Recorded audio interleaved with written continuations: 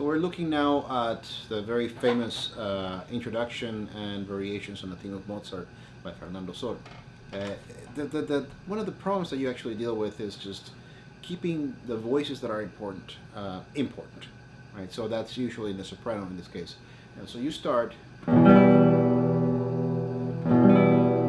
you have the 16th note, play that with I, so you can connect that.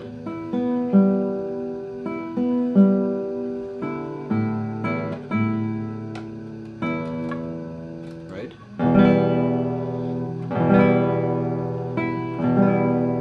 Now, 3, right? On 3 you mute.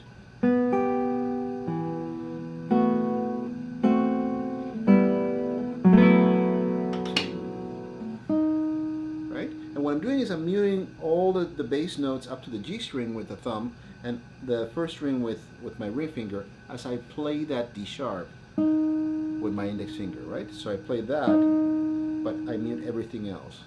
So you have 2, right? A lot different than, right? Which is kind of messy, right?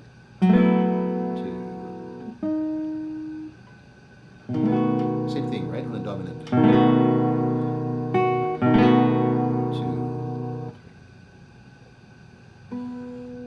3. Crescendo. Then second string for the E and open E string. Be very careful with the E string because it could scream out and drown your G, right?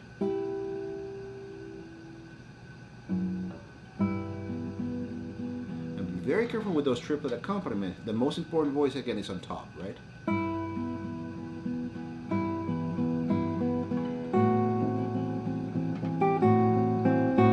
All the way crescendo, right?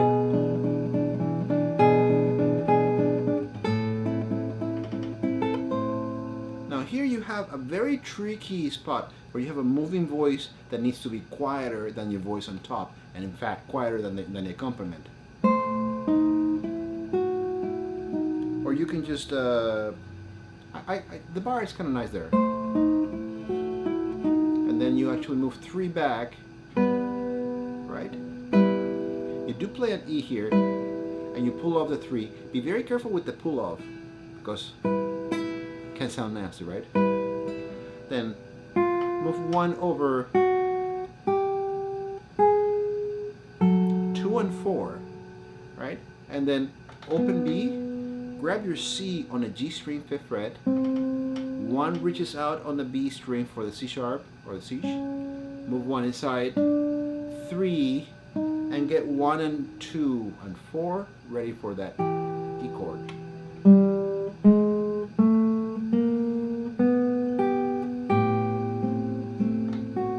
And again, it's very quiet on those chords that are accompanying it in the A minor. You want that suspension.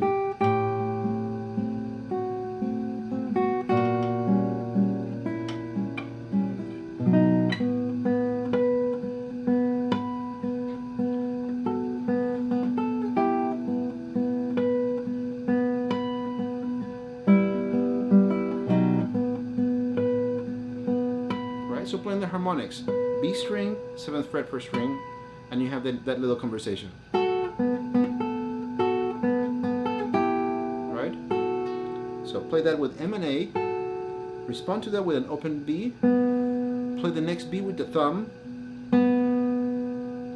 and that with A to start with M and I. Then you involve the thumb together, thumb and ring. Just open B with 1. You can use thumb or M, right? And then you do the same thing, but you actually, of course, go up to a B7 chord.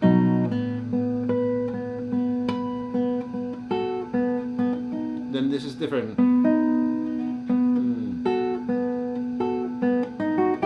Right, so you start in 2nd position, move to 3rd, just to accommodate that B7 chord to just the E minor chord.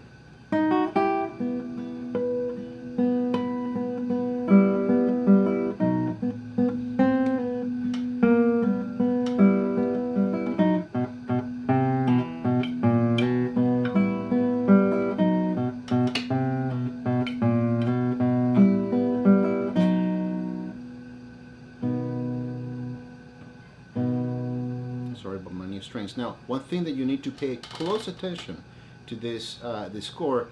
A lot of times when he's giving you fingerings on the right hand, Sor used to adhere to what they used in the Renaissance, actually. So this is a very old system of telling you what fingers to use in your right hand. When you see a dot, it's not always a staccato.